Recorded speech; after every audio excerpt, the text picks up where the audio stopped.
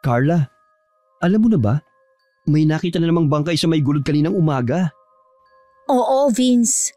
Isa na namang babae. Ang sabi ng mga nakakita, puno raw ng pasa at sira ang damit. Parang ginahasa siya bago pinatay. Hindi na to bago. Ilang beses na itong nangyari. Pero wala pa rin nahuhuli. Paano nangyayari yun?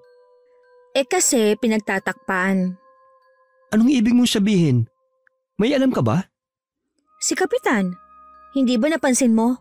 Sa tuwing may ganitong kaso, ang bilis niyang isara ang investigasyon. Kesyo walang ebidensya, kesyo wala raw testigo. Pero paano magkakaroon kung mismo ang mga tao natatakot magsalita? Sigurado ka ba dyan sa hinala mo? Oo naman, wala nga lang akong ebidensya. Pero alam ko, may kapit sa kapulisan ang walang hiyang yun. Sa bagay may punto ka naman. Ito pa, naalala mo si Mang Efren? Yung tatay ni Lydia? Di ba, siya lang ang nagkalakas loob na magsalita nung unang may nawalang babae. Pagkatapos, bigla siyang naaksidente at namatay. At lahat tayo alam na hindi aksidente yun. Mismo! Delikadong tao si Kapitan. Alam ko talaga na may alam siya sa mga nangyayari dito sa baryo. Kung totoo yan, Carla, hindi tayo pwede manahimik. Pero paano tayo magsasalita kung mismong batas dito sa baryo, hawak niya? Vince, natatakot ako. Paano kung minsan isang araw, maging isa ako sa maging biktima? Huy, huwag kang nag-iisip ng negatibo. Kumato ka dyan sa kahoy, gaga. Huwag mo hangarin na magkatotoo yan. Dahil kapag nagkataon, papatay ako. Promise yan. Lintik lang ang walang ganti. Talaga? Ganun mo ka, love? Ew, tumigil ka nga, Carla. Nag-hallucinate ka na naman. Hindi kita type. Grabe ka naman, mandiri. Uy, Bes. Siya nga pala. May sayawan sa Biyernes ng gabi. Ano, punta tayo?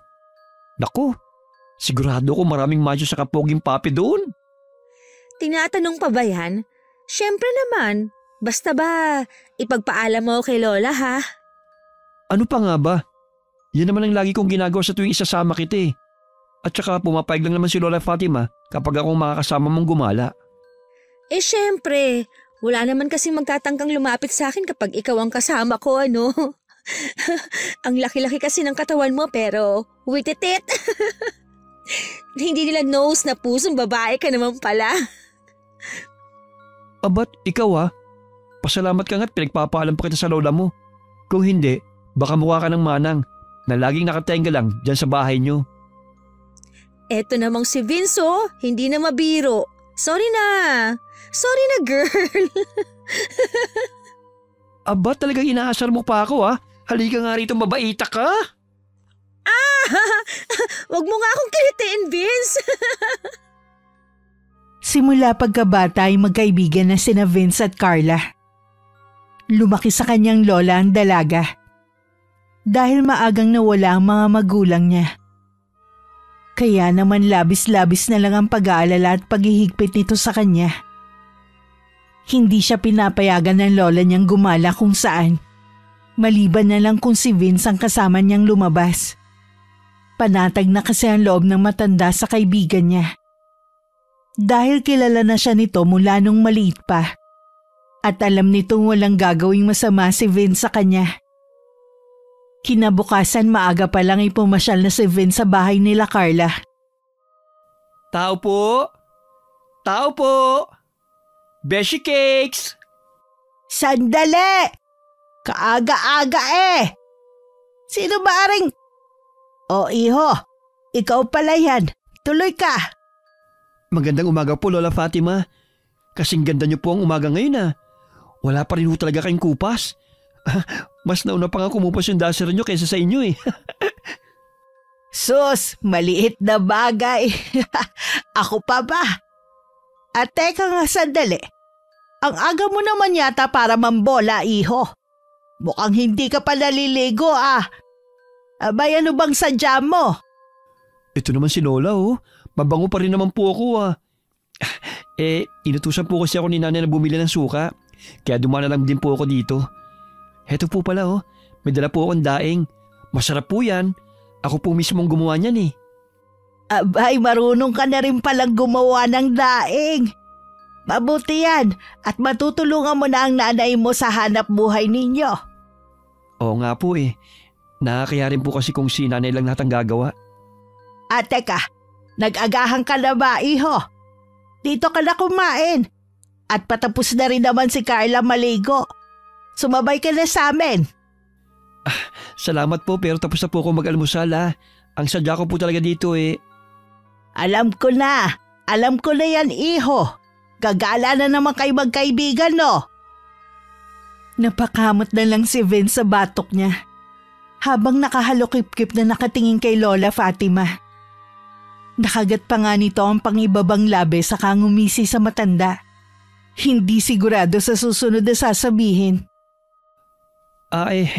Paano niyo po nalaman, Lola? May lahi po ba kayong manghuhula? Manghuhula ka riyan. Hindi ko na kailangan maging manghuhula para malaman yon. Alam na alam ko na yung style mong yan, iho. Abat halos lahat ng gala ng apo ko eh. Ikaw ang nagpapaalam. Kaya alam ko kung may sasabihin ka. Ito namang si Lola oh. Pero alam ko naman pong papayag kayo eh, di po ba? Bakit? Saan na naman ba pupunta yung mga paa ninyong kating-kate kapag hindi nakakagala? Hala, grabe si Lola. Kating-kati po talaga. Ipapaalam ko lang po sana kasi na isasama ko si Carla sa sayawan doon sa plaza. Abay, hindi ba't sa Biyernes pa yon, iho? Tama po kayo, La. Ano bang araw ngayon? Martes po. Masyado ka naman yatang excited, iho. Ang layo pa nun ah. Mukhang may binabalak ka. Tamang hinala ka naman, Lola. Ang totoo po niyan, bakit talaga ako magpapaalam sa inyo para may oras pa kaming kumbinsing kayo kung sakaling hindi kayo papayag. Aba, magaling! Dahil may taktika na pala kayo ngayon, ha? Oh, Vince, ang aga mo naman mangapit bahay. Ikaw pala yung kumakatok kanina sa pinto. Nang makita ni Vince ang dalaga na nakatapis habang nagpupunas ng basang buhok, napalunok ito ng malaki sabay inilihis ang kanyang paningin. Nakaramdam naman si Lola Fatima. Kaya kaagad niyang sinaway ang apo niya. Hoy Carla! Magbihis ka na nga muna bago ka mang-usisa. Abay hindi magandang tignan na nakatapis ka pa habang nakikipag-usap sa isang lalaki. Wala naman pong problema dyan kay Vince, Lola. Pero sige, dyan ka na muna, Beshi. Magbibihis lang ako, ha? Nang makapasok na ng kwarto ang dalaga, saka naman nagpatuloy sa pag-uusap ang dalawa. Nakita naman ng matanda kung paano pamulahan ng mukha ang binata habang hindi makatingin ng diretso sa kanya. Pagpasensyahan mo na ha. Minsan talaga nawawala sa sarili ang apo ko eh. Sanay na po ako, Lola. Wala po kayong dapat na ipag-alala. Papayagan ko si Carla. Pero ibalik mo siya sa akin ng buo, ha? Huwag mong pababayaan. Huwag po kayong mag-alala. Never ko pong pababayaan si Carla. Matanong ko lang. May gusto ka ba sa apo ko?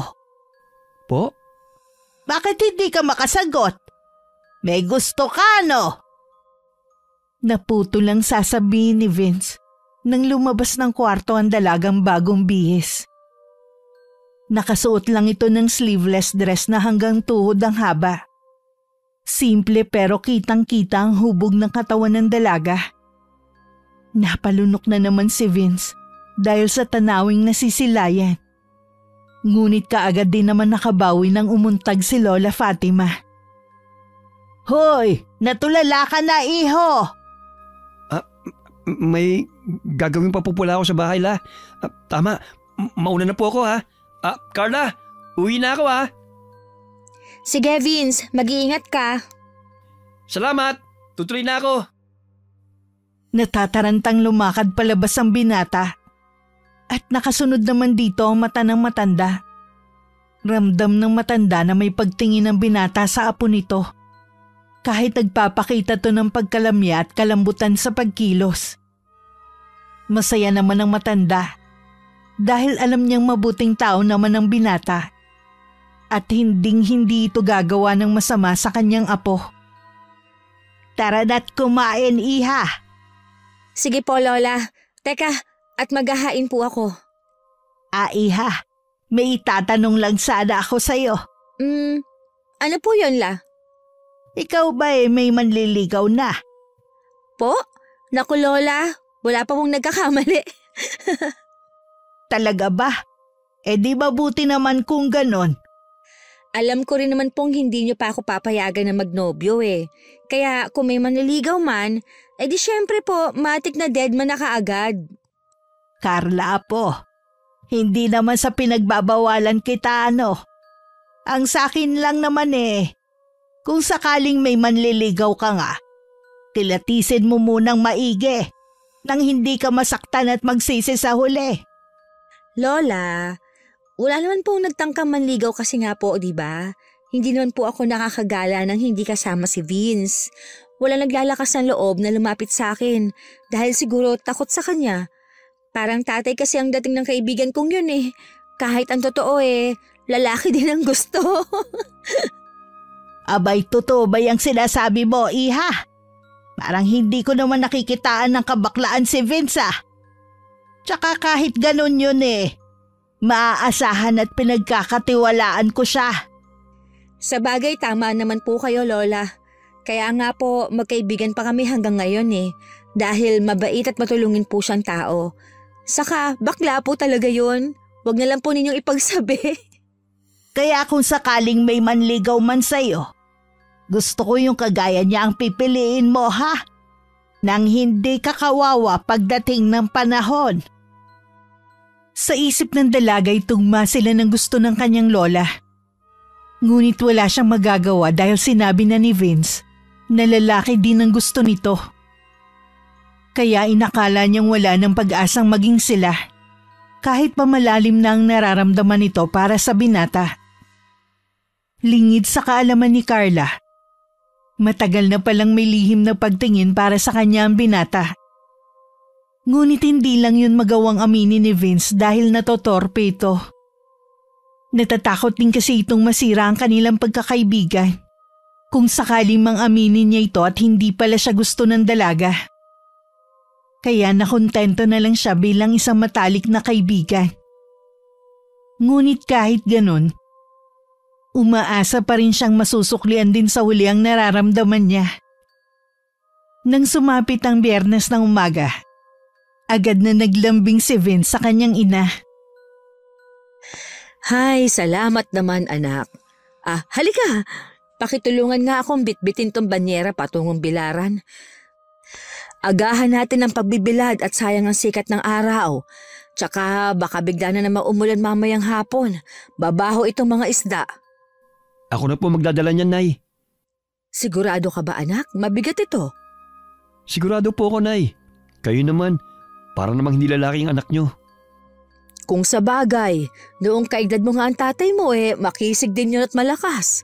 Manang-mana ka talaga sa kanya anak. Siyempre naman po. Kanino pa ba ako magmamana? Siya po yung tatay ko Pero mana din naman po ako sa inyo kasi loyal kayo kay tatay. Kahit nga po ilang taon na siyang nawala sa atin, hindi pa rin po kayo humahanap ng kapalit niya. Siyempre. Nangako kasi ako sa tatay mo na siya lang ang mamahalin ko hanggang sa huling hibla ng buhay ko. At tutuparin ko yon, anak. Hay, sana all na lang talaga loyal. Sana all din ang mahal. Hay nako, loko ka talagang bata ka. O siya, tara na't nang maibilad na natin itong mga to. Pagdadaing ang hanap buhay ng mag-ina, mas pinili ni Aling Trining na magnegosyo na lang, kahit maliit kesa mamasukan. Maliit din kasi ang bigayan sa mga house helper. Kaya naman nagkasya na lang sila sa negosyo nila, kahit maliit lang din ang tubo. Ang mahalaga hindi sila masyadong napapagod at nakakapagpahinga sila at nakakakain sa tamang oras. Anak, hindi ba magkakaroon ng pasayawan mamaya sa plaza? Pupunta ba kayo ni Carla? Opo, Nay. Naipagpaalam ko na po siya kay Lola Fatima at pumayag na po siya. Huwag na lang muna kayong pumunta. Alam mo, kinakabahan kasi ako eh. Iba na ang panahon ngayon. Sobrang delikado, lalo na kay Carla. Yung tungkol po ba sa nangyayari sa baryo natin? Hindi ba? Marami nang nagagahasa at napapatay na babae dito sa atin. Gabi pa naman gaganapin yung pasayaw. Huwag po kayo mag-alala. Tulad ng sabi ko po sa lola niya, hindi ko po pababayaan ang best friend ko. Best friend lang ba talaga? Nay, Nagtatanong lang at nagpapaalala, anak.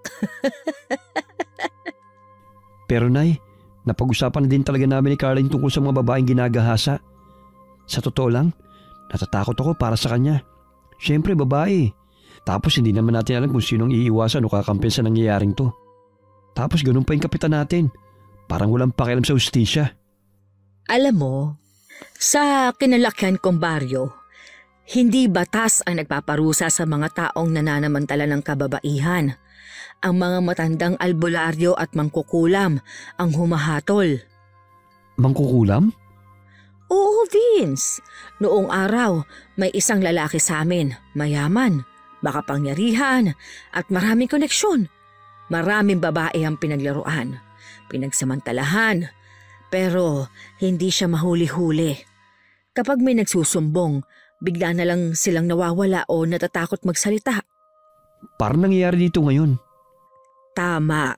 Kaya may isang matandang babae noon, isang kilalang mangkukulam ang nagsabi, kung ang batas ay hindi makakaganti, hayaan mong ang dilim mismo ang humusga. Anong ginawa niya sa manyakis na yon? Isinumpa niya ang lalaking yon. Isang gabi, nakita raw itong umiiyak at sumisigaw sa gitna ng kakahuyan, pero walang taong nakapaligid sa kanya. Paulit-ulit niyang sinasabi, "Ako ang may kasalanan! Patawarin niyo ako!" Hanggang sa kinabukasan, natagpuan siyang wala ng buhay. Nakanganga, nanlalaki ang mga mata, para bang may kung anong takot ang bumalot sa kanya bago siya namatay. Kayong gumawa nun? Lintik ka! Mukha ba akong mangkukulam? Sino? Kilala niyo ba? Yung kapatid ng lola mo. Marunong siyang mangkulam. Dapat may ganun din dito sa atin para matigilan yung kamanyakan ng taong gumagawa nun sa mga babae rito. Para matigilan yung kamanyakan ng taong gumagawa nun sa mga babae dito. Gusto mong magkaroon ng mangkukulam sa lugar natin? Kung para sa hustisya, Nay, bakit hindi? Sus! Tumigil ka! Huwag kang humiling ng ganyan at baka magkatotoo. Ang anumang kapangyarihan, kung galing sa masama, hindi kailanman magiging mabuti, anak. Pero Nay, wala namang nangyari sa mga kaso rito eh. Ilang babae na ang naging biktima, pero wala pa rin nahuhuli. Kung may isang tulad ng kapatid ni Lola, baka matakot sila. Hindi mo alam ang sinasabi mo, Vince. Oo, nakuha nila ang hustisya noon, pero may kapalit yun. Ano po? Hay, wag na nga lang natin pag-usapan yan. Basta mag-iingat na lang kayo mamaya ni Carla. Siya nga pala, Nay. Nasaan po pala yung polo ni Tatay? Aling polo? Nay naman, ilan po ba ang polo ni Tatay? Isa, bakit? Bakit pa po kayo nagtatanong kung alin doon? Kung wala rin naman po akong pagpipilian. Ay, oo nga pala. Bakit nga ba ako napatanong ng ganon? Baka signs of aging na po yun, Nay. 5 taon na lang, magsisinkwenta na po kayo eh. Bata pa yun, no? Sobra ka. May iba ko. Saan mo naman gagamitin ang polo, anak? Susutin ko po mamaya. Aba, poporma ka yata ah. Anong meron? Si Nanay Chismosa. Alam mo, maski hindi ka umamin, alam kong may gusto ka kay Carla. Tsaka alam ko na aamin ka na. Good luck ha. Alam ko hindi ka mabibigo kasi ramdam ko na may pagtingin din sa'yo ang dalagang yun. Talaga ba, Nay? Oo, maniwala ka. Natatakot po kasi akong umamin eh. Baka lumayo siya sa akin. Paano kung hindi? Subukan mo. Sige po, Nay. Salamat. Nang magtakip si Limnay, mas nauna nang kumain ng binata sa kanyang ina. Naligo at nagsipilyo. Pagkatapos maglinis ng katawan, ay nagbihis na rin siya ng bagong plantsyang polo na hiniram pa niya sa mga naiwang gamit ng kanyang ama. Hindi naman kalakihan ng kanyang ama, kaya hindi ganong maluwag ang damit sa kanya. Nang handa na ang lahat pati na ang dadalhin niya, gumayak na rin siya upang sunduin ang dalaga. Tao po, Carla, Lola Fatima. Uy, Vince, nandito ka na pala. Tuloy ka muna. Magbibihis na lang ako.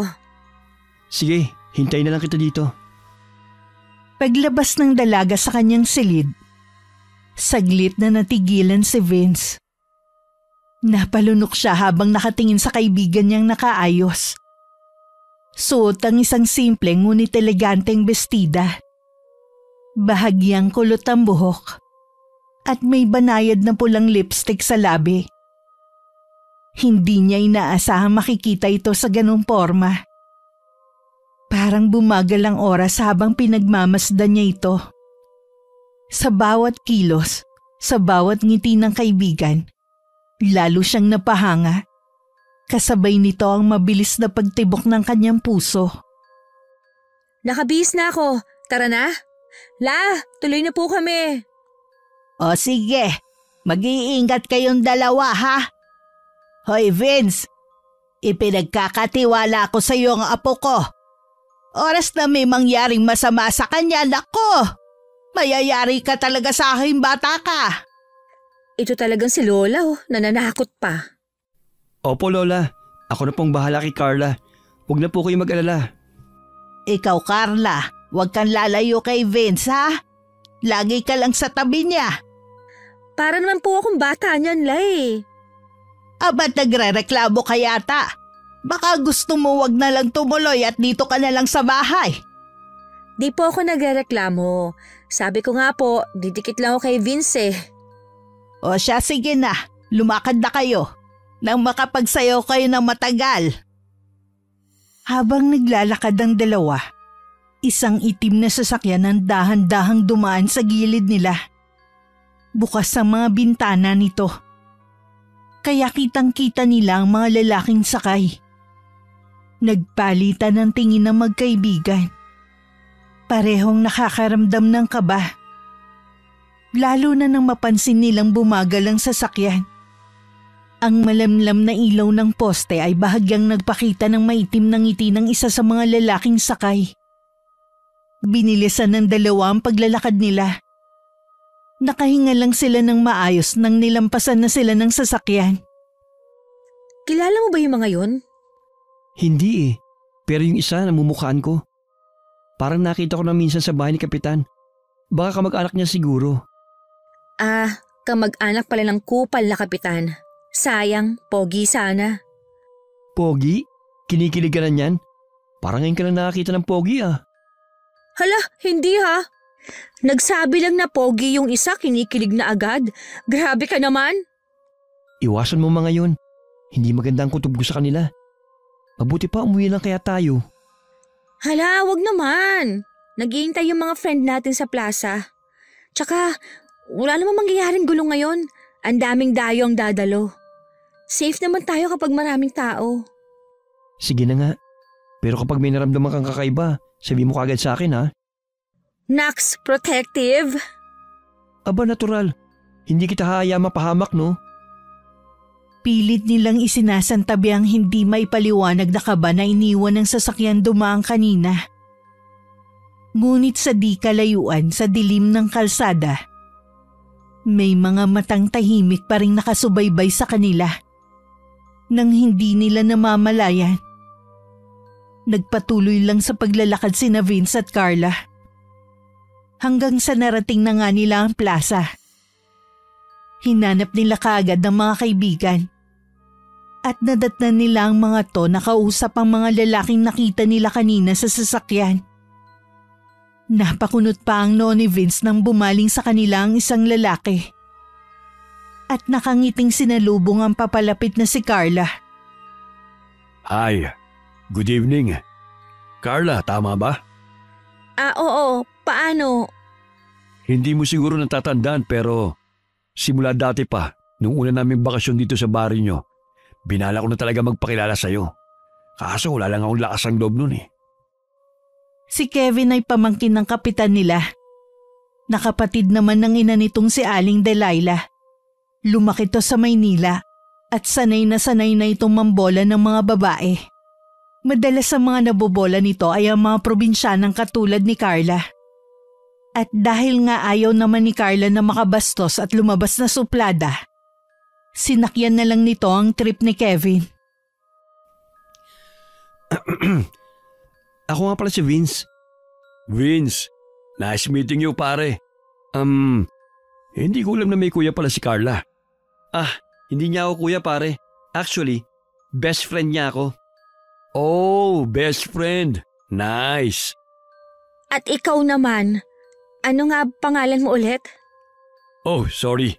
Nakakalimutan ko palang magpakilala sa inyo. Nakaka-distract kasing kagandahan mo eh. By the way, I'm Kevin. Wow, ang lakas naman. Wala bang ibang linya? Mukhang marami ka nang ginamitan yan ah. Hindi naman. Totoo lang naman sinasabi ko eh. Nga pala, pamangkin ako ni Cap. Talaga? Taga saan ka nga pala? Dito.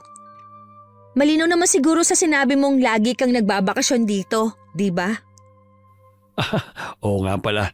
Sorry, napaulit lang. Ganun ba? Sige, mag-enjoy ka lang ha. Sama lang ako sa mga kaibigan ko. Tara na, Vince. Sandali lang, Carla. Sorry, Kevin. Hindi ako mahilig sa scripted na small talk. See you around kung talaga nagbabakasyon ka rito. Sabay na naglakad sina Vince at Carla palayo. Habang naiwan si Kevin na nakangiti pero halatang tinablan sa mga sagot ni Carla. Agad na dumistansya ang dalawa.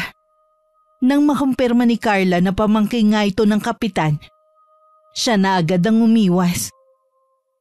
Ayaw niyang magkaroon ng kahit na anong koneksyon dito. Dahil alam niyang walang patawad ang pamilya nito. Kaya hanggat maaari lalayo na lang siya sa binata para makaiwas sa anumang maaaring mangyari. Kilala pa naman ang pamilya nila sa kawalang hustisya at pangmamanipula ng mga krimen na kinasasangkutan ng mga to. Grabe, taray naman nun. Ikaw may tinatago ka pala mga English sa baol ng lola mo. Bakit? Siya lang ba marunong magkonyo? Kalalaking tao ang arte magsalita, kairita? Talaga lang akala ko ba gwapo? Aanhin ko naman ng gwapo. Mas gwapo ka pa kaysa sa kanya. Talaga? Aba, may mukhang tinatago ka yatang paghanga sa akin Hoy, kapal mo bakla! Sinabi ko lang na mas gwapo ka pero hindi ibig sabihin may gusto ako sa'yo. Pero aminin mo, ako lang ang gwapong hindi mo iniiwasan. Hay nako, Vince, tigilan mo nga ako. Natural na hindi kita iiwasan. Ikaw lang ang pases ko para makagala eh. Ewan ko ba kung anong ipinakain mo sa lola ko at tiwalang-tiwala sa'yo. Grabe ka naman, aray Pero bakit namumula ka? Anong namumula? Ikaw talaga kung ano-ano sinasabi mo. Mainit lang siguro. Pero wala ka bang kilig na nararamdaman sa akin? Tigilan mo na nga ako, Vince. Natigilan si Vince. Natulala siya habang nakatitig sa mukha ng dalaga. Nais na niyang sabihin ng nararamdaman niya para dito. Pero nagtatalo ang kanyang isip kung tama ba ang gagawin niya o hindi. Huy, natulala ka na naman dyan. Bakit? May dumi ba ako sa mukha ha? Ito, makatitig sa akin parang gusto mo akong tunawin Carla, gusto ko sa… Nakakuha na ng buwelo at lakas ng loob si Vince para magtapat sa dalaga. Nang bigla na namang sumingit si Kevin. Talagang hindi papayag ang dayo na hindi makuha ang gusto nito. Kaya naman muli nitong inagaw ang atensyon ng dalaga. Carla, binilhan kita ng mainom. Baka lang kasi nauuhaw ka na eh. Vince, pwede ko bang hiramin saglit si Carla? Saglit lang, promise. Kakausapin ko lang siya. Sige, pero basta dyan lang kayo Huwag kayong lalayo. Teka. Di ba may sasabihin ka? Ano yon? Nakalimutan ko na eh. Sigurado ka? Oo, pero hayaan mo. Kapag naalala ko, sasabihin ko kagad sa'yo. O sige, Tayo na, Carla. Dun tayo. dito na lang tayo. Madilim na sa banda dun eh. Alam kong takot ka sa akin dahil pamangkin ako ng kapitan. Carla, alam ko ang mga balita tungkol sa tiyo ko. At sa maniwala ka man o sa hindi ako katulad niya. Hindi ko rin masasabing mabuti kang tao dahil lang sa sinabi mo. Tama ka. Kaya hayaan mo muna ako magpakilala sa'yo ng maayos. Oo, nagkakilala na naman tayo kanina, di ba? Oo nga, pero mas gusto ko pang kilalanin ka ng lubusan. Talaga? Seryoso ka? Ano ko ba? Siyempre oo. Kung gusto mo talaga, sige. Bumisita ka sa bahay. Ayaw kasi ni Lola na nagpapaligaw ako sa labas eh. Saka alam ko naman kung ano ang deserve ko at hindi. Ang straightforward mo naman masyado. Pero sige, kung yun ang magpapagaan sa loob mo, dadalaw ako sa bahay nyo. Tara, sayo tayo. Sige, dun tayo sa gitna para maliwanag. Nagmasid lang sa gilid si Vince at hindi niya inaalis ang paningin sa dalaga, lalo pat may kasama itong lalaki. Ang planong pagtatapat na yun ay hindi na niya itinuloy. Di hamak naman kasi na mas gwapo at mayaman si Kevin. Kaya inisip niya na baka baliwalain lang din ng dalaga ang damdamin niya para rito. Umabot ng madaling araw na si Kevin lang ang kasama ng dalaga, habang si Vince nasa tabi lang at tila hindi na naalala ng dalaga na kasama niya itong dumating doon. Kaya naman nang hindi na makatiis, agad niyang pinuntahan ng dalawa. Carla, hindi ka ba uuwi? Ako na mag-aatid sa kanya. Ako na. Magkasama kaming pumunta rito, kaya magkasama rin kaming uuwi. Ihahatid ko na lamang siya para hindi na siya mapagod sa paglalakad. Kevin, okay lang. Sanay naman na kaming maglakad ng malayo eh, tsaka baka magtaka rin ng lola ko kapag ikaw ang naghatid sa akin. O sige, kung yan ang gusto mo eh. Basta bibisita ako sa inyo ha. Ikaw ang bahala. Sige na, mauna na kami. Mag-iingat ka ha. Salamat. Salamat din. Nag-enjoy akong kasama ka. Ngiti na lang ang itinugo ni Carla sa sinabing yun ni Kevin. At saka hinila na ang kaibigan para umuwi. Habang naglalakad ay tahimik lang silang dalawa. Sa lahat na naging gala nila ay yun ang pinakatahimik. Madalas kasi sila nag-aasaran sa daan habang pauwi. Minsan pa nga'y naghahabulan sila. Ngunit ngayon mabigat ang pakiramdam ni Vince dahil hindi niya nagawa ang kanyang layunin. Habang ang dalaga naman ay nakikiramdam lang sa kasama. Kaya hindi rin umimik hanggang makarating na nga sila sa kani-kanilang tahanan. Kumusta naman ang lakad mo, anak? Ano, nasabi mo na ba sa kanya? Olats po, Nay. Anong olats? Binasted ka, anak? Hindi naman po. Hindi ko na po itinuloy ang pag-amin kasi may nakilala siyang iba eh. Mas malala pa nga po yata to sa busted na eh. Anong ibig mo sabihin, anak? Sino ang nakilala niya? Isang bisita lang po dito sa baryo. Pamangkin daw po ni Kapitan. Ano? Pamangkin ni Kapitan? Oo, Nay. Parang dun siya nagka-interes. Akala ko ba galit siya kay Kap? Ano nangyari? Hindi ko nga alam eh. Sinubukan ko naman siyang balaan. Saka nung una naman, Nay, tinatarayan niya yun. Ewan ko, biglang nagbagong ihip ng hangin. Biglang tumigas ang ulo. Hindi naman sa nanghuhusga ako ng tao pero alam mo kasi, hindi ako naniniwalang may mabuting bunga kung galing sa bulok na puno. Anong gagawin ko, Nay? Ayoko naman panghimasukan masyadong buhay niya. Pero hindi ko rin matiis na pabayaan siya mapalapit sa kanila. Anak, minsan ang pinakamabuting magagawa mo ay siguraduhin mong nariyan ka kapag kailangan ka niya. Hindi mo siya mapipilit na makinig. Pero kapag dumating ang araw na makita niya ang totoo, dapat nandyan ka para saluhin siya. Ang hirap, Nay. Ang sakit makita siyang may ibang kinikilala. Ganyan talaga, anak. Pero kung talagang kayo ang para sa isa't isa, kahit ano ang mangyari, babalik siya sa'yo. At kung hindi, Di may ibang nakalaan para sa'yo. Pero sana anak, sana hindi na siya madamay sa gulo ng pamilya ni Kapitan. sana nga, Nay. Sana nga. Sige po, magpapahinga na po ako. Nang makapasok sa kanyang silid ay agad nang nahiga si Vince. Hindi na siya nag-abala pang magbihis. Dahil pakiramdam niya ay latang-lata na siya. Hindi naman siya pagod na pagod.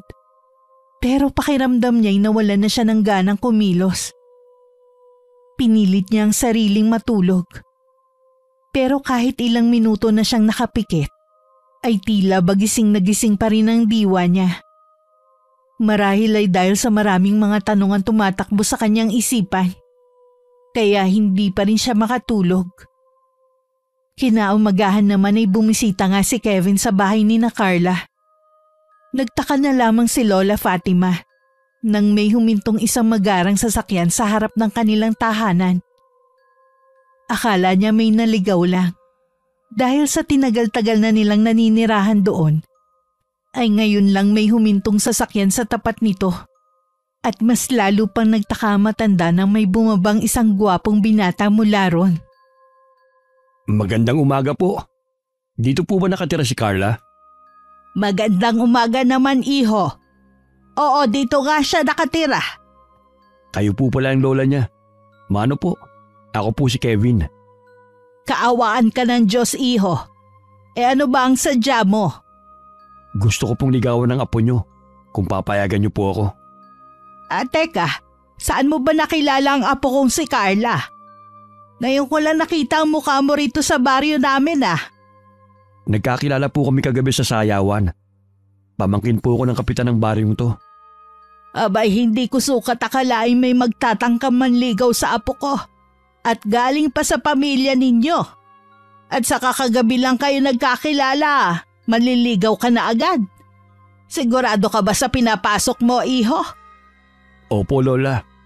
Hindi ko po maipaliwanag pero kakaiba pong naramdaman ko nung makilala ko si Carla. Talaga?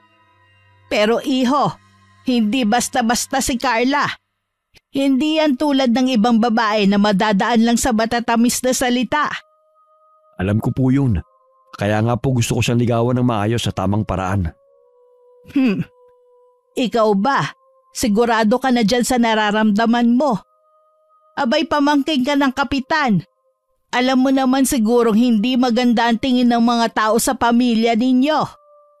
Naiintindihan ko po yan. Pero iba po ako. Wala akong kinalaman sa mga ginagawa ng tiyuhin ko. Paano kung hindi ka tanggapin ng apo ko? Di tatanggapin ko po. Pero lola, susubukan ko pa rin. Hindi naman po ako susuko kagad. Abay, matibay ang loob mo, iho. Sige, hindi kita pipigilan. Pero tandaan mo to, Kevin.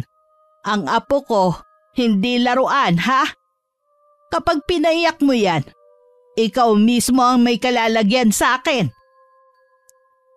Opo, nangangako po ako. Siya, sige. Tignan natin kung paano mo mapapatunayan ng sarili mo. Maraming salamat po. Naku, mukhang nagising na ang apo ko. Siya, bahala ka na kung paano mo siya kukumbinsihin. Pero paalala lang, iho, ha? Matalim ang dila ni Carla. Baka bago mo siya mapasagot, mapapaiyak ka muna. Handa po ako sa kahit anong sagot niya. Abay, sige. Tignan na lang natin. Sa sandaling yun, bumukas ang pinto at lumabas si Carla. Mukhang bagong gising at halatang walang ideya kung ano nangyayari. Nagtagpo ang kanilang mga mata at napataas agad ang kilay ng dalaga nang makita si Kevin sa harap ng bahay nila. Anong ginagawa mo rito? Good morning, Carla. Formal na ako magpapakilala sa'yo bilang manliligaw mo. Ha? Manliligaw? Ang bilis mo naman. Ayan na nga ba ang sinasabi ko Akala ko nagbibiro ka lang Saka agad-agad. Hindi kaya ako nagbibiro sa mga ganitong bagay. At saka siyempre dapat agad-agad. Eto nga pala may dala akong almusal para sa inyo. Salamat, Kevin. Nag-abala ka pa. Mabuti na lang din. Dahil hindi pa nakakapagluto tong si Carla. Dahil puyat kalalakwat siya. Lola naman. O siya, sige. Maiwan ko muna kayong dalawa, ha? At magwawalis lang ako sa labas ng bahay. Sige po, Lola. Teka, kumain ka na ba? Oo, kumain na ako kanina sa bahay bago ako pumunta rito. Sige na, kain ka na. Ang kulit naman nito. Habang kumakain si Carla ng agahan, hindi niya maiwasang mapansin ang presensya ni Kevin. Sa kabila ng galit niya sa pamilya nito, tila hindi niya magawang itaboy ang binata. Alam niyang dapat ay may distansya siya. Ngunit sa hindi niya malamang dahilan, may kung anong pumipigil sa kanya. Hindi niya maunawaan kung bakit hindi niya magawang maging malamig sa binata tulad ng inaasahan niya. Masarap ba yung ulam? Ha? Oo, masarap. Sige, ubusin mo yan ha, para mabusog ka. Dahil sa pagbisitang yun ni Kevin sa bahay nila, inakala ni Carla na totoong nararamdaman nito para sa kanya. Pati si Lola Fatima ay napaniwala nito na mabait at magalang itong tao kahit ang totoo ay pakulo lamang yun ng lalaki para makuha ang kanyang gusto sa dalaga. At dahil nga sa pinakitang pagbait-baitan ng binata, naniwala na nga ng tuluyan ng maglola. Matapos ang isang linggong pagbabalik-balik nito sa bahay ng dalaga, ay sa wakas umubra na ang kanyang plano. Sinagot na nga siya ng dalaga at nakuha na niya ang tiwala ng matanda. Kaya maaari na niyang ituloy ang kanyang binabalak. Lola Fatima, magpapaalam lang po sana ako mamaya kung pwede ko pong ilabas si Carla mamayang gabi. Kakain lang po kami. Teka sandali. Bakit sa labas pa kayo kakain? Ang mabuti pa dito na lang kayo sa bahay. Magluto na lang kayo ng gusto niyong kainin. At magaling naman magluto yan si Carla eh. Gagastos ka pa niyan. Ayos lang naman po na gumastos ako para kay Carla. Espesyal naman po kasi siya sa akin eh. Kahit na. At sa kagabi pa kayo lalabas. Abay hindi ako papayag. Bakit naman po nung si Vince ang kasama ng apo niyo pumayag naman po kayo? Dahil kababata ni Carla si Vince at matagal ko na siyang kilala. Alam kong hindi gagawa yun ng masama sa aking apo. Paano ko naman po mapapatunayan na mapagkakatiwalaan din po ako kung hindi niyo ako bibigyan ng pagkakataon? Kahit isa lang po, Lola. Kahit ngayon lang po. Sige na. Siya nga po pala. Eto po, may pinabibigay po pala si Mama sa inyo. Etong bibingka. Tulad ba to ng dati? Masarap ba ito? Opo, masarap po yan. Tulad ng dati. Kaya ubusin niyo para lahat ng sabihin ko, hindi niyo tatanggihan. Anong sabi mo, iho? Hindi ko masyadong narinig eh. Anong hindi tatanggihan? Sabi po ni Mama, huwag niyo daw po tatanggihan yan kasi special daw po yan. Habang umunguya si Lola Fatima ng bibingkang inabot ni Kevin, unti-unting lumambot ang kanyang ekspresyon. Kanina lang ay may pag-aalinlangan pa siyang nararamdaman. Ngunit sa hindi may paliwanag na dahilan, tila gumaan ang loob niya sa binata. Maya-maya pa nagpatuloy siya sa pagkain. Tila hindi na naiisip ang pag-aalangan kanina. Napansin to ni Kevin at lihim na napangiti. Ilang saglit pa, nag-angat ng tingin si Lola Fatima at tumingin kay Carla na tahimik na nanonood sa kanila. Sige na apo, sumama ka na sa kanya. Pinapayagan na kita.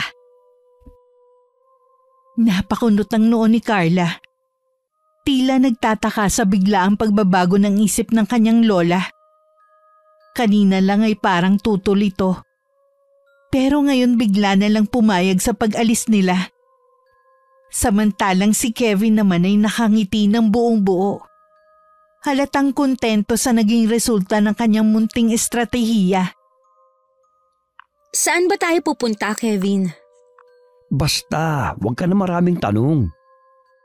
Baka kung saan yan, ha? Ano ka ba? Kakain lang tayo sa labas, kaya huwag ka mag-alala. O sige, sabi mo eh.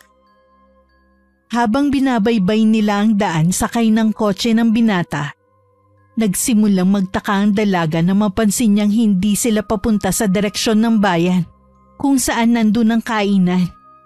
Sa halip lumiko sila sa isang makipot at madilim na daan, papalayo sa mataong lugar. Kevin, saan mo ako dadalhin? Ngunit hindi sumagot si Kevin. Tahimik lang siyang nagpatuloy sa pagmamaneho. Napahigpit ang hawak ni Carla sa bag niya at naging malikot ang kanyang mga mata. Sagutin mo ko! Akala ko ba kakain lang tayo? Saan na ba tayo papunta? Relax ka lang. Sandali na lang. Malapit na tayo. Ihinto mo tong sasakyan! Bababa ako! Hindi pwede. Lalong lumakas ang kaba ni Carla. Hindi niya gusto ang tono ng boses ni Kevin. Parang may tinatago ito at hindi niya malaman kung ano. Sinubukan niyang buksan ang pinto ng sasakyan pero hindi niya maintindihan kung bakit ayaw bumukas nun. Ano ba? Hindi na ito nakakatawa! Huminto ka na! Ngunit hindi siya pinansin ni Kevin. Nakapirmi lang ang mga mata nito sa daan. Dire-diretsyong nagmamaneho sa madilim at tila hindi mataong lugar. Napatingin siya sa bintana. Walang ibang sasakyan. Walang ibang tao. Duguan na ang kanyang mga kuko sa kakakalas sa seatbelt nang bigla siyang napahinto. Huminga siya ng malalim. Pinilit na pakalmahin ang sarili. Hindi siya pwedeng magpanik. Kailangan niya mag-isip. Kevin, ano bang meron? Bakit mo ako dinala sa lugar na to? Huwag ka matakot, Carla. May gusto lang akong ipakita sa'yo. Gusto ko nang umuwi. Buksan mo to. Bababa na ako. Sa palagay mo'y pakakawalan pa kita? Ha? Anong pinagsasabi mo? Muling itinuloy ng binata ang kanyang pagmamaneho. Hanggang sa makarating sila sa isang abandonadong bahay. Sa dulo ng daang kanilang tinatahak. Ganun na lamang ang takot na naramdaman ng dalaga. Nang makitang naglabas ng baril si Kevin at tinutok yun sa kanya. Kevin, ano to? Bumaba ka na. Nanginginig ang kamay ni Carla habang nakatitig sa baril na nakatutok sa kanya.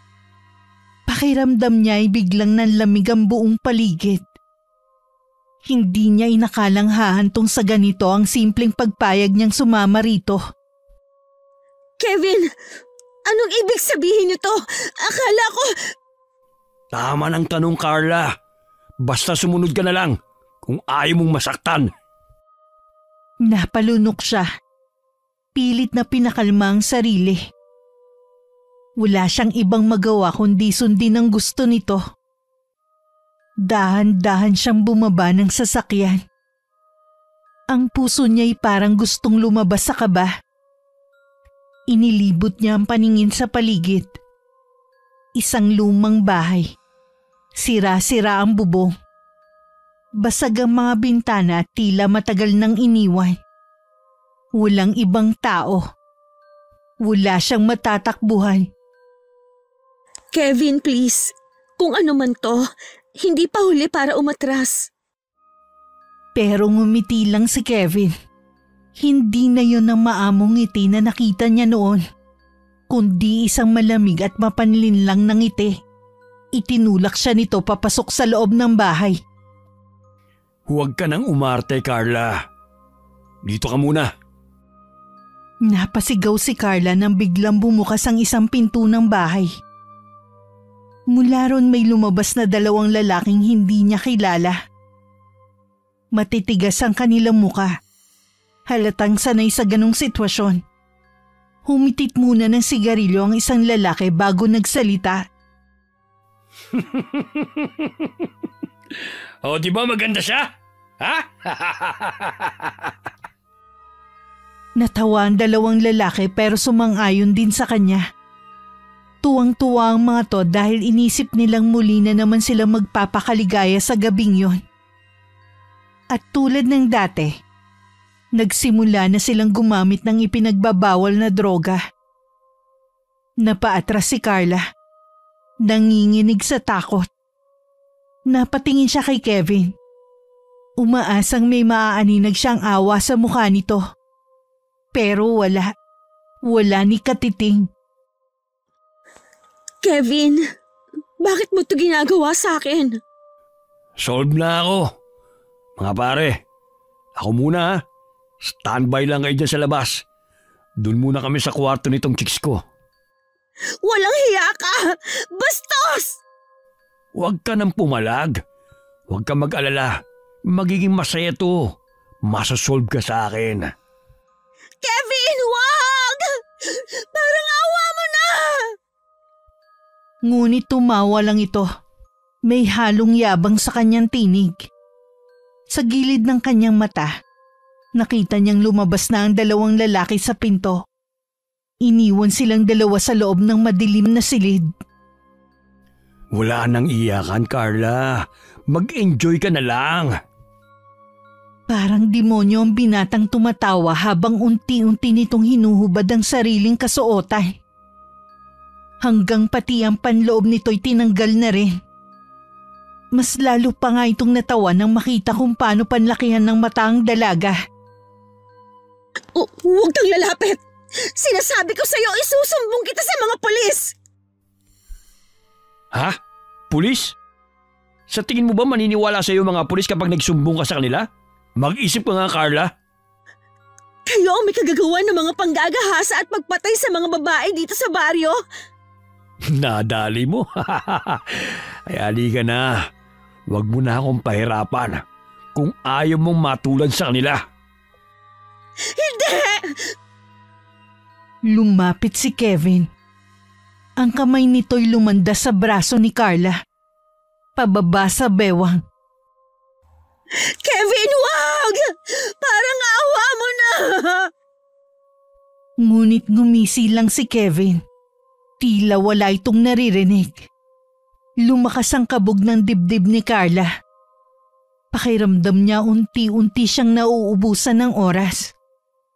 Kailangan niyang kumilos bago mahuli ang lahat. Dahan-dahan siyang umatras. Pero agad siyang sinundan ni Kevin. Hinablot ang kanyang kasuotan. Nagkapunit-punit ito dahil sa kanyang pagiging agresibo. Sinubukang umiwas ni Carla, pero nang sandaling lumapat ang likod niya sa malamig na dingding, doon niya napagtanto na wala na siyang matatakbuhan. Wala na, Carla. Akin ka na ngayon. Hayop ka, Kevin! Akala mo ba, basta-basta mo nalang magagawa ang gusto mo? Pilit siyang nagpumiglas. Hinawakan niya ang braso ng binata at buong lakas na kinagat ito. Napaatras si Kevin sa sakit.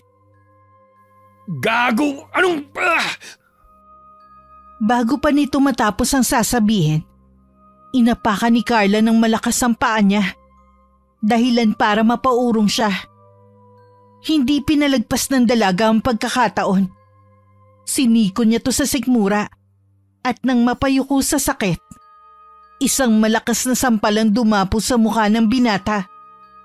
Habang natitigilan si Kevin, agad na dinampot ni Carla ang isang kahoy sa sahig at binato yun sa lalaki.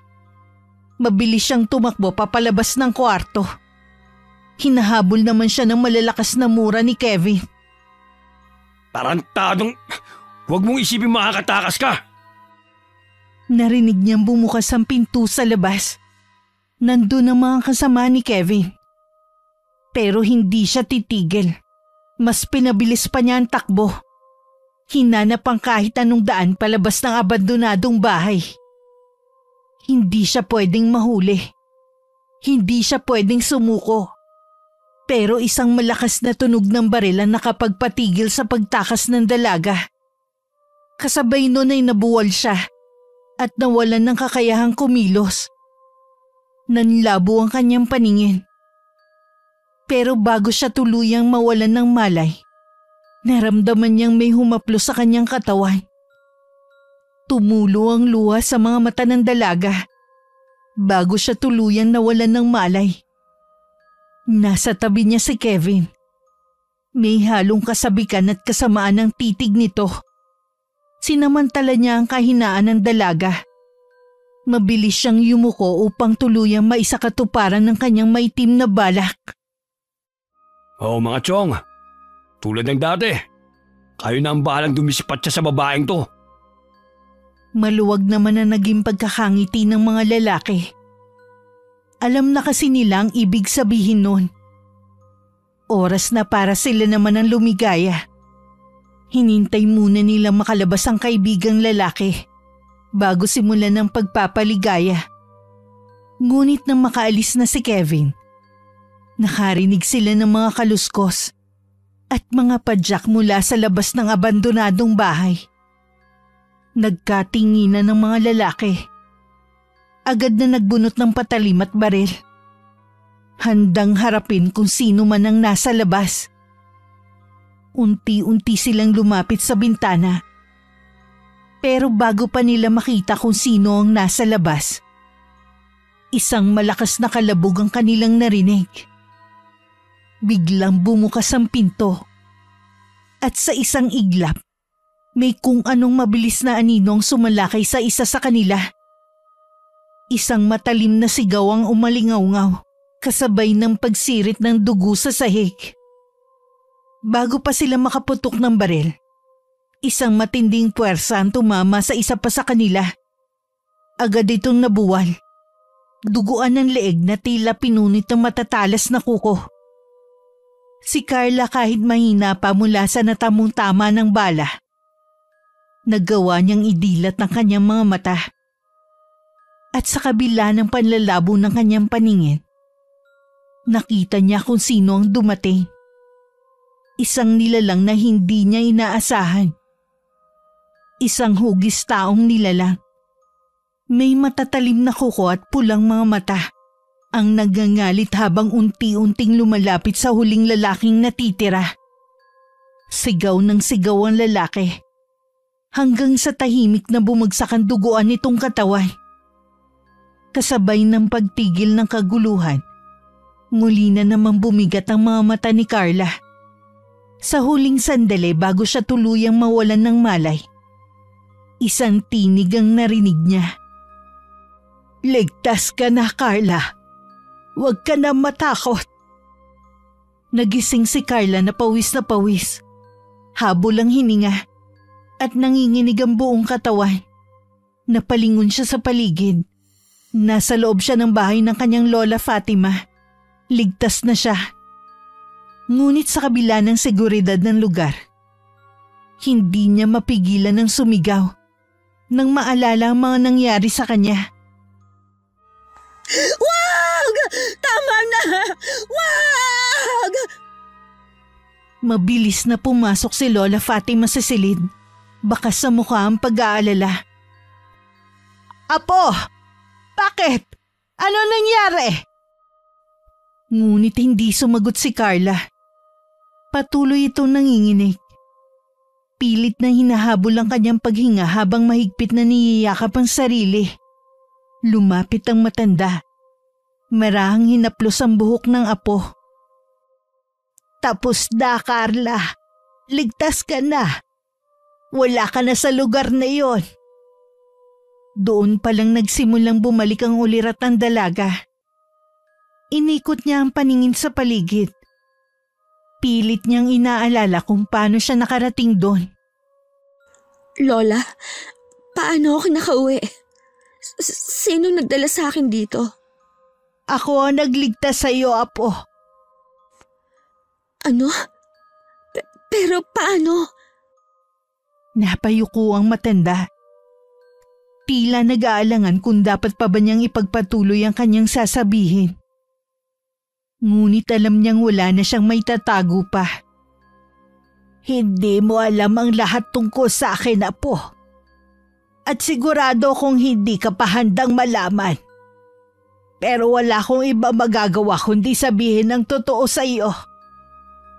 Muling bumalik sa isipan ni Carla ang mga huling sandali bago siya mawalan ng malay. Ang malamig na sahig, ang tunog ng baril, at ang anino na biglang lumitaw. Isang aninong hindi niya maaninag ng buo. Biglang bumilis ang tibok ng puso niya. Lola, ano ka ba talaga?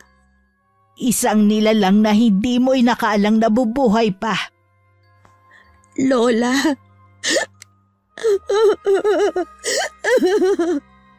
Matagal ko nang itinago ito, Apo. Pero siguro panahon na para malaman mo ang totoo.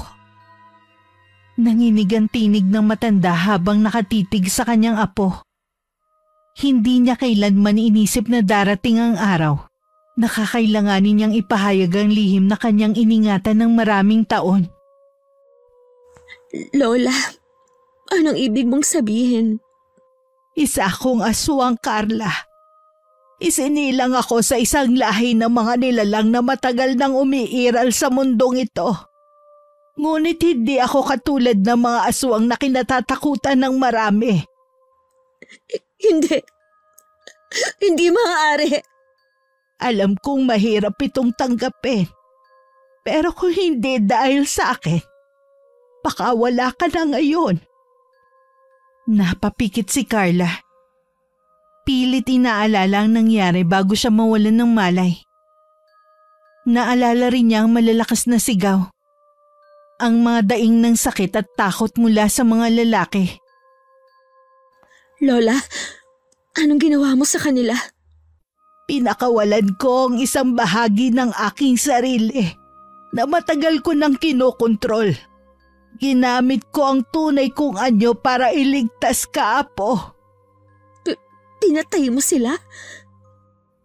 Hindi sumagot si Lola Fatima. Ngunit ang katahimikan niya naging sapat na kasagutan para kay Carla. Hindi ko hahayaang may manakit sa iyo, Apo. Handa akong gawin lahat para protektahan ka. Tumingin si Carla sa mga mata ng kanyang lola. Sa kabila ng kanyang takot, may isang bahagi sa kanya ang nagsasabing hindi siya dapat mangamba. Kung ganon, anong ibig sabihin nito, Lola? Isa rin ba akong... Napatigil siya sa pagsasalita. Nanginginig ang kanyang labi. Takot sa sagot na maaaring ibigay sa kanya ng lola niya. Wala pa ako nakikitang palatandaan sa iyo, Carla. Pero kung nasa dugo mo ang sumpa, darating ang panahon na mararamdaman mo rin ang tawag ng kadiliman. Ayokong maging isang halimaw, Lola. Ikaw ang magpapasya kung anong magiging landas mo, Apo. Hindi lahat ng aswang ay masama. Ikaw pa rin ang pipili kung magiging masama ka o mabuti. Lola, si Kevin, ginahasa niya ako.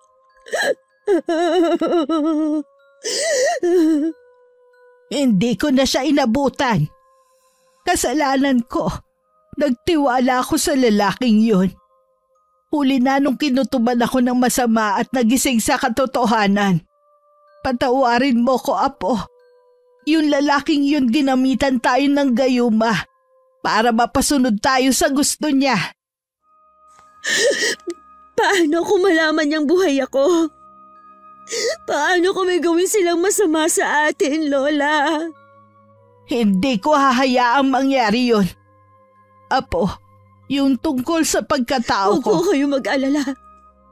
Wala po akong alam. Nakatulugan na ng dalaga ang pag-iyak. Naaawa ang matanda sa madilim na sinapit ng kanyang apo sa kamay ng walang iyang si Kevin. At hindi niya maaatim na walang gawin para sa apo niya. Kaya naman kinabukasan sinugod niya ang bahay ng kapitan, kung saan tumutuloy ang binata at ang nanay nito. Kahit papano'y gusto niyang kunin ang hustisya ng apo sa tamang paraan. Kevin! Kevin! Lumabas ka nga riyan! Walang yakang lalaki ka! Lumabas ka! Aba! Sino ka namang matanda ka, ha? Kaya aga-agay nag-e-eskandalo ka rito sa tapat ng bahay namin. At bakit mo hinahanap ang anak ko? Ilabas mo yung anak mo at may kasalanan siya sa apo ko! Ha! At ano naman ang kasalanan ng anak ko sa apo mo, Aber? Ginahasa ng anak mo ang apo ko! Ginahasa? Hindi gagawin ng anak ko yun. Maraming nagkakandara pa sa binata ko kung hindi mo lang alam. Bakit naman siya manggagahasa pa? Aber? Ano bang gusto mo, tanda ha? Pera? Baka namang ginusto lang ng apo niyo yan. Anong sinabi mo? Kinukonsinti mo ang katarantaduhan ng anak mo? Umalis ka na nga dito. Baka ipahabol pa kita sa aso. Hindi demanda ko yung hayop na batang yan. Hay nako. Sige, magdemanda ka kung gusto mo. Wala ka rin naman mapapala eh. Mag-aaksaya ka lang ng pagod at laway mo sa wala. Umalis ka na nga at nasisira ang araw ko sa'yo. Tandaan mo ito ha. Bilog ang mundo. Kung ngayon tumatawa ka, baka bukas iiyak ka na. Pagkatapos magsalita ng matanda ay tumalikod na ito at umuwi. Sa kabilang dako naman, napag-utusan naman si Vince na bumili ng inumin tubig nila ng kanyang ina mula sa tindahan. At nang madaanan niya ang bahay nila Carla, may kung anong nagtulak sa kanya para kumustahin ito. Kahit napilit siyang umiiwas sa dalaga magmula nang magkalapit ito kay Kevin, may bahagi pa rin sa kanyang gustong makita ang dalaga. Tao po? Lola Fatima? Carla? Nang marinig ni Carla ang pamilyar na tinig, agad siyang napatayo mula sa kinauupuan sa sala. Sa kabila ng matinding takot at pagkalito sa mga nangyari, isang bagay lang ang sigurado. Kailangan niya ng isang kakampi. Walang pag-aalinlangan niyang binuksan ang pinto. At nang makita ang binata, agad siyang napayakap dito. Para bang isang taon na silang hindi nagkita. Vince? Nagulat si Vince sa inasal ng dalaga. Hindi niya inaasahan ng ganitong pagtanggap. Lalo na't matagal na siyang umiiwas dito. Dahan-dahan niyang ibinalik ang yakap. Ramdam ang panginginig ng katawan ng dalaga. Carla? Ano nangyari? Bakit parang takot na takot ka? Hindi agad nakasagot si Carla. Sa halip mas humigpit pa ang yakap niya. Pilit na tinatago ang luha na bumabagsak mula sa kanyang mga mata. Vince, bakit ngayon ka lang kasi pumunta dito? Anong ibig mong sabihin? Muli siyang tiningnan ng dalaga. Baka sa kanyang mukha ang takot, pagkalito at hinanakit. Hindi alam ni Vince kung ano ang eksaktong nangyari. Pero ramdam niyang may mabigat na pinagdadaanan ng kaibigan niya. Pumasok tayo. May kailangan akong sabihin sa'yo. Hindi na nagdalawang isip ang binata. Hinawakan niya sa braso si Carla at dahan-dahang pumasok sa loob ng bahay. Tahimik na nakamasid si Lola Fatima mula sa sulok ng sala. Waring pinag-aaralan na magiging reaksyon ni Vince. Umupo si Carla sa sofa. Nanginginig ang kanyang mga kamay habang mahigpit na nakakuyong. Umupo rin si Vince sa tabi niya. Nag-aalalang hinawakan ng kanyang balikat. Ano bang nangyari? Si Kevin. Vince. Si Kevin at ang mga kaibigan niya. Halos hindi niya masabi ang sumunod ng mga salita. Nanginginig ang kanyang labi at napayuko siya. Hindi makatingin ng diretso sa kaibigan. Nagpanting ang tenga ni Vince. Mabilis siyang tumayo. Nagngangalit ang kanyang anyo. Anong ginawa nila sa'yo? Carla, sabihin mo sa akin. Lumapit si Lola Fatima. Inilagay ang kamay sa balikat ng binata. Tila pinapakalma ito. Ginahasa ako ni Kevin. Ano? Ang gagong yon? Mapapatay ko siya, Carla. Mapapatay ko siya. Tara, magsumbong tayo sa mga pulis. Kailangan nilang malaman ang ginawa sa'yo ni Kevin. Vince, mag-aaksaya pa ba tayo ng panahon para dyan? Alam mo namang malakas ang kapit ng pamilya nila sa mga yon, di ba? Alam ko, pero panggagahasa ang ginawa niya at hindi yun makatarungan. Maaari niya din tayong baliktarin. Maaari niyang sabihin na pera lang ang habol ko sa kanya. Hayaan mo na lang, Vince. Huwag ka na lang makialam pat baka lumaki lang ang gulo. Huwag makialam? Naririnig mo bang sinasabi mo?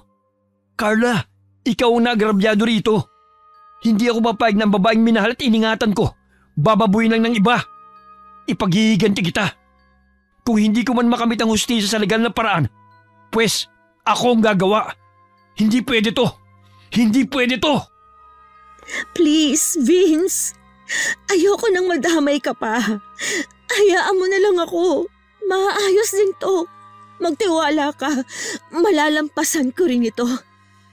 Nanggaling ako kanina kina Kapitan at nag-eskandalo ko doon. Pero walang nangyari. Mga sarado ang utak at mga tenga nila. Hindi sila naniniwalang ginahasa ng walang yang yun ang apo ko. Huwag na po kayo mag-alala, Lola. Makukuha natin ang hustisya para kay Carla. Isinusumpa ko po. Nagpaalam na ang binata sa maglola. Pagka-uwi niya sa kanilang bahay, pilit niyang ikinubli ang galit at gigil na kanyang nararamdaman. Kinalma niya ang sarili. Dahil ayaw niyang makaramdam ang kanyang nanay na meron siyang binabalak. Nay, may number po ba kayo ni Lola Ikang? Oo anak, bakit mo naman naitanong? Wala po, Nay. Naalala ko lang po. Pwede ko po bang hingin? Mangungumusta lang po ako sa kanila. Bala ko rin po kasi magbakasyon dun sa susunod na buwan eh. Sige anak, walang problema. Oh, heto. Hanapin mo na lang dyan sa cellphone ng pangalan ng lolahin mo. Salamat po, Nay. Nagtataka man ay hinayaan na lang ng ginang ang anak. Matagal na rin naman kasi mula nung huli nilang pagbisita sa lugar ng kamag-anak niya. Kaya naman naiintindihan niya si Vince. Nang makuha naman ng binata ang numero, agad niya itong tinawagan. Sinabihan siya ng kanyang lola na may kapalit ang kanyang pinagagawa na maaari niyang ikapahamak. Subalit buo na ang desisyon nito. Ipapabarang niya si Kevin. At kailangan niya ng isang gamit ng binata o kahit anong galing sa katawan nito. Nag-isip si Vince kung paano siya makakalapit dito upang makakuha ng bagay na kailangan. Alam niyang hindi siya basta makakalapit dito nang hindi ito naghihinala. Kailangan niya mag-isip ng paraan. Muli niyang tiningnan ang kanyang telepono. Mahigpit na hinawakan at bumuntong hininga. Magbabayad ka sa ginawa mo kay Carla. Kinabukasan maingat na nag-abang si Vince malapit sa tambayan ni Kevin. Alam niyang dun lagi umiinom ito kasama ang barkada. Kailangan niyang kumilos nang hindi ito naghihinala. Makalipas ang ilang oras dumating na si Kevin. Napakuyom ng kamao si Vince. Pero nagtimpi siya. Hindi siya pwedeng magpadalos-dalos. Lumapit siya ng dahan-dahan bitbit ang isang bote ng alak. Kevin! Shot tayo! Sige, tagay! Habang nagiinuman, napansin ni Vince ang hinubad na jacket ng lalaki at tinapon sa tabi ng lamesa. Maingat niyang pinag-aralan ng bawat kilos nito. Hinahanap ang pagkakataong makuha ang kailangan. Makalipas ang ilang tagay, unti-unti nang nalalasing si Kevin. Halos hindi na nito namamalayan ng paligid. Dahan-dahan lumapit siya sa lalaki at kunwaring hinaplos-aplos ang kanyang buhok. Alam mo, type kita. Anong ibig mo sabihin type? Ibig sabihin bakla ka? Hindi mo ba nalata? Matagal na kitang type.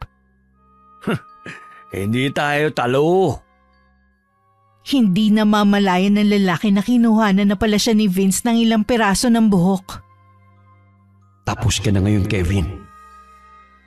Nang makuha ang kailangan, agad siyang umuwi sa lugar ng nanay niya at kinausap ang kanyang lola.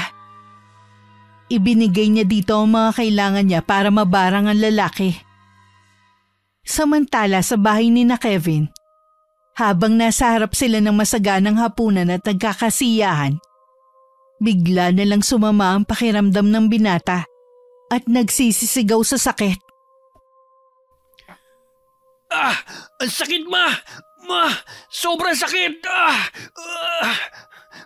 Oh, napano ka naman? Ma! Bigla na lang po sumakit yung ari ko.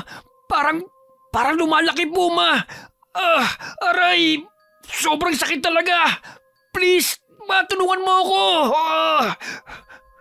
Ano? Paanong lumaki? Baka nakagat ka ng insekto. Halika muna dun sa kwarto. Titignan ko yan. Ayoko! Nahihiya ako! Nakakahiya! Leche ka! Uunahin mo pa ba yung hiya mo? O sige, kung gusto mo dadalhin na lang kita sa ospital. Ma! Wag, Ma! Ayoko sa ospital! Ano ngayon? Magpapatulong ka tapos ayaw mo magpatingin. Hindi ko mahuhulaan yan nangyayari sa'yo, Kevin. Habang namimilipit sa sakit, napansin ni Kevin na lalo pang lumalaki at namamaga ang kanyang ari. Pakiramdam niya'y parang may gumagapang sa loob nito. Kumikirot na sakit na hindi niya maintindihan. Parang may gumagalaw sa loob. Parang may buhay sa loob ko. Ano ba yan kasing pinagagagawa mo, ha? May nilandi ka bang babae? May nakain ka bang kung ano? Wala, Ma. Wala. Ayoko na. Ang sakit. Biglang tumirik ang mga mata nito. At isang nakakasukang likido ang lumabas mula sa kanyang ari. Halos mapasigaw si Aling Delilah na makita to. Itim na parang burak. May kasamang maliliit na gumagalaw na uod. Diyos ko! Ano to? Ma! Tulungan mo ako! Ayoko pang mamatay! Dinala na nga ng ginang ang kanyang anak sa doktor. At base sa resulta ng ginawang test, walang nakitang mga dahilan ng kanyang pangangate. Pati na rin ang pamamaga ng ari nito. Kaya niresetahan na lang sila ng doktor ng mga gamot para kahit papano maibsan ang pananakit sa kanyang katawan. At dahil nga hindi kayang gamutin ng doktor ang kanyang anak, pumasok sa isip ng ginang na marahil ay kinukulam ni Lola Fatima ang anak niya. Kung hindi ka kayang gamutin ng doktor, baka sakaling magamot ka ng albularyo, anak. Albularyo? Ma, narinig niyo bang mga sinasabi niyo? Anong albularyo? Walang kwenta mga fake healers na yan. Niloloko lang kayo niyan para magkapera sila. Walang mawawala kung susubukan natin. Saka naranasan na rin ang tiyuhin mo ang makulam dahil sa pagiging babaero niya. Ganyan din ang nangyari. Namaga ang ari niya at ang mas malala pa, umiihi siya ng may kasamang dugo at nana. Pumunta sa albularyo ang mag-ina at nakumpirma nilang kinukulam nga ang binata. Dahil hindi pantay ang dalawang hinliliit nito sa kamay nung pinagtabi ito ng albularyo. Subalit hindi nila malaman kung sino kumukulam sa kanya. Ang sabi ng albularyo, magaling daw ang mangkukulam. Kaya hindi ito mahuli At walang ibang maisip na salarin ng ina ng binata kundi ang matandang si Lola Fatima. Dahil siya lang naman ang sumugod sa bahay nila. At galit na galit sa kanyang anak. Hoy matandang hukluban, lumabas ka! Harapin mo ako! Walang yakang mangkukulam ka! Abat sino naman kaya ang tangke-degerang sumugod dito? Lola, mukhang mama po yan ni Kevin ah. Bakit po kaya sumugod yan dito? Mga mangkukulam, lumabas kayo! Hindi mangkukulam ang lola ko. Ano bang inieskandalo niyo dyan sa labas? Yang lola mong matandang hukluban! Kinulam mga anak ko! Ano bang nangyari sa anak mo? Hay, salamat naman sa magkukulam na yan. Ang bait. Buti nga sa inyo. Pweh! Alisin niyo ang kulam kung hindi. Kung hindi ano? Anong gagawin niyo? Ipapapatay niyo kami? Madaming nakakarinig sa'yo oh. Tingnan mo, lahat ng kapitbahay namin nanonood. Sige, sabihin mo. Namamaga ang ari ng anak ko. Alam ko kayo may kagagawan nun. Nakikiusap ako. Tigilan niyo ang anak ko. Handa akong magbayad ng malaking halaga basta tigilan niyo lang si Kevin. Wala kaming ginagawa sa anak mo. Sinungaling! Hindi ako sinungaling. Dahil kung talagang mangkukulam ako, dapat inuna ko ng sinaray ang bunganga mong napakaingay. Umalis ka na rito! Natakot naman si Aling Delilah sa banta ng matanda. At naikuyom na lamang ang dalawang kamao bago dali-daling naglakad palabas ng bakuran nila. Natatawa pa nga si Lola Fatima. Dahil halos matapilok mga ang ginang sa pagmamadali. Saan ka ba galing? Pahingi po ng gamot. Ang hapdi po ng buong katawan ko. Parang sinusunog ako sa loob. Anak, ano nangyayari sa'yo? Bakit puro sugat na yung balat mo? Diyos ko, ang baho-baho mo. Para ka naagnas. Anak! Ewan ko. Ang kati po eh. Ang kati-kati. Kahit anong kamot ko, lalo lang pong sumasakit. Magbihis ka nga ng damit. Teka, bakit basa ito? Anak, may lumalabas na likido sa katawan mo. Diyos ko, may mga nana. Kaya pala ang baho-baho. Pakitignan po yung likod ko. Parang may gumagapang eh. Ang bigat. Parang may gumagalaw sa ilalim ng balat ko. Nanginginig ang kamay ni Aling Delilah habang dahan-dahan niyang tinataas ang damit ng anak. Ngunit pagtingin niya sa likod nito, halos mabitiwan niya ang hawak na t-shirt at mapaatras sa sobrang gulat.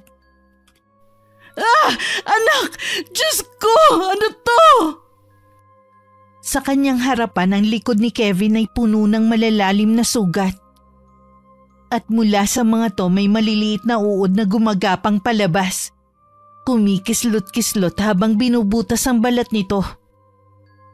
Agad na nagpahanap ang ginang ng ibang mas magaling na albularyo. Malaki ang paniniwala niya na hindi lang basta mangkukulam ang dumadali sa kanyang anak, kundi isang mambabarang. Pagdating ng albularyo at makita ang kalagayan ni Kevin, agad itong napailing. Sinubukan niyang tawasin ng binata upang matukoy kung sino ang gumagawa ng barang. Ngunit hindi niya ito magawa. Masyadong malakas ang puwersang bumabalot sa binata. Hindi niya kayang kontrahin ito. Sa kabila ng pagsisikap ng albularyo, lalo lamang lumala ang kalagayan ni Kevin. Unti-unti nawalan na siya ng kakayahang gumalaw. Hanggang sa tuluyan na siyang naparalisa sa kanyang hinihigaan. Habang lumilipas ang oras, kitang-kita ang pagkaputla niya. Hanggang sa nawalan na ito ng malay at hindi na nila magising. Mabilis na kumalat ang balitang yun sa buong baryo at naging pulutan ng mga tao sa mga umpukan. Nakarating din yun kay Aling Trini. Anak, halika nga muna rito. Maupo ka sa tabi ko at may itatanong lang ako sa'yo. Ano po yun, Nay? May kinalaman ka ba sa nangyayari sa pamangkin ng kapitan? Kay Kevin po? Bakit? Ano po nangyayari sa kanya? Malala na daw ang kalagayan nito. Sabi nila, binarang. Wala akong kinalaman dun, no? Ba't ko naman po yung gagawin? Vince, anak kita. Alam ko kung kailan ka nagsisinungaling. Ano po kasi, Nay, pinagsamantalahan niya po si Carla. Ano ka mo? Pinagsamantalahan? Diyos ko! Mahabaging ama! Bakit? Mahabang kwento po.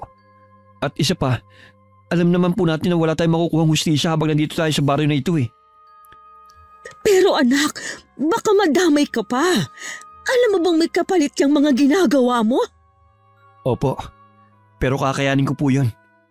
Ang hindi ko maaatim ay hindi mabigyan ng hustisya ang ginawa ng lalaki yun sa babaeng matagal ko nang iniingat-ingatan. Pero anak, alam mo bang usap-usapan na si Lola Fatima ang pinagbibintangan nilang bumarang dun sa lalaki? Oh? Nang marinig to ni Vince, agad siyang pumunta sa bahay ng maglola para tignan ang kalagayan ng mga to. Ayaw niya mapahamak sila nang dahil sa kanyang kagagawan. Laking gulat niya na makitang naroon ang ina ni Kevin. Nakaluhod at iyak ng iyak.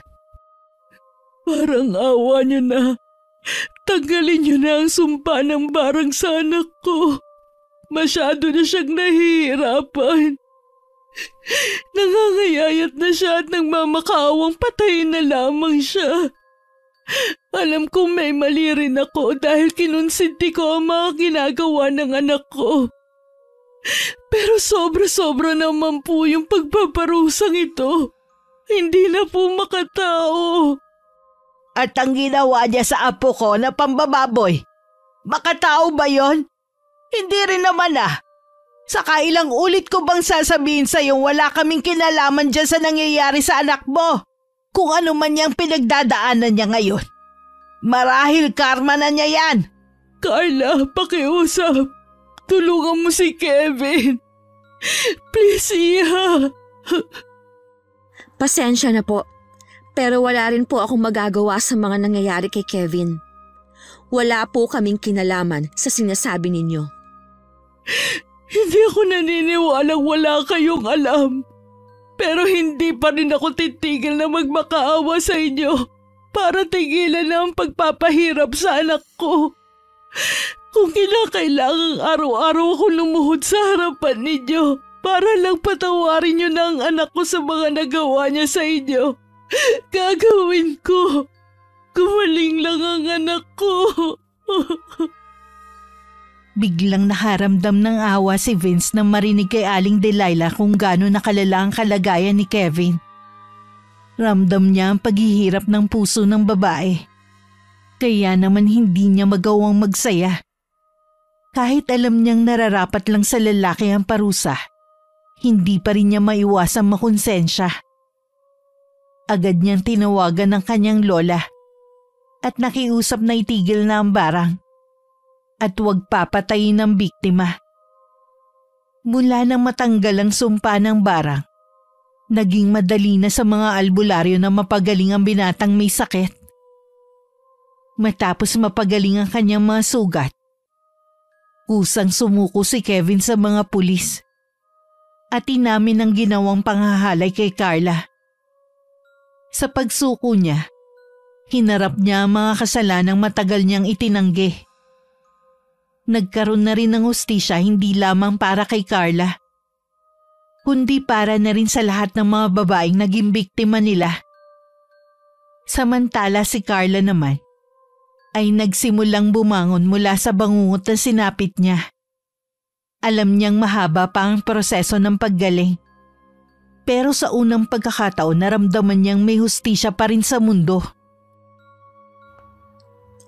Salamat, Vince, ha? Ha? Para saan naman? Kasi lagi kang nandyan para sa akin. Maaasahan ka talagang kaibigan. Ay nako, Cynthia, syempre naman. That's what friends are for nga, di ba? At saka, alam kong ikaw rin na nagpabarang kay Kevin. Alam kong masama. Pero nagpapasalamat pa rin ako dahil tinuruan mo siya ng leksyon. Paano mo nalaman? Sinabi sa akin ng nanay mo. Si nanay talaga hindi mapigilan ng bibig. Sorry ginawa ko lang naman yun kasi… Naiintindihan ko na nga ang kulit. Hindi ka ba galit? Baliw! Bakit naman ako magagalit? Ako na nga tong ipinagtanggol at ipinaghigante. Aarte pa ba ako? Halika nga rito. Payakap ako. Sus! Ikaw ha? Para-paraan Akala mo ba hindi ko napapansin? Napapansin ng alin na naman. Nalalaki ka na kumilos at magsalita. Yan na ba ang tunay na Vince ha? Ala! Huli ka! Ikaw ha? Nagbabakla-baklaan ka lang ba para makalapit ka sa akin? May gusto ka ba sa akin? Loko, matagal na kaya. Manhid ka lang kasi. Ha! At ako pa pala ang manhid. Ikaw lang torpe ka kasi. Sa pagkakataong yun, sa wakas ay umamin na rin si Vince sa kanyang nararamdaman. Tinanggap naman ito ng dalaga dahil alam niyang hindi siya masasaktan kapag ito ang pinili niya. Tuwang-tuwa naman si Lola Fatima nang malamang umamin na nga si Vince sa apo niya. Botong-boto kasi talaga siya sa binata. Lumipas ang ilang taon ng kanilang matibay na pagmamahalan. Sa bawat pagsubok na dumaan, mas lalo silang naging matatag hanggang sa dumating ang araw na nagpa siya si Vince. Nadalhin sa mas mataas na antas ang kanilang relasyon. Inalok niya ng kasal si Carla. Walang pag-aalinlangan tinanggap ito ng dalaga. Sa huli natutunan ni Vince at Carla na ang buhay hindi palaging makatarungan. Ngunit may paraan upang bumangon mula sa sakit at pagsubok. Pinatunayan nila na sa kabila ng madilim na nakaraan, may pag-asa pa ring bumuo ng bagong simula. Wakas,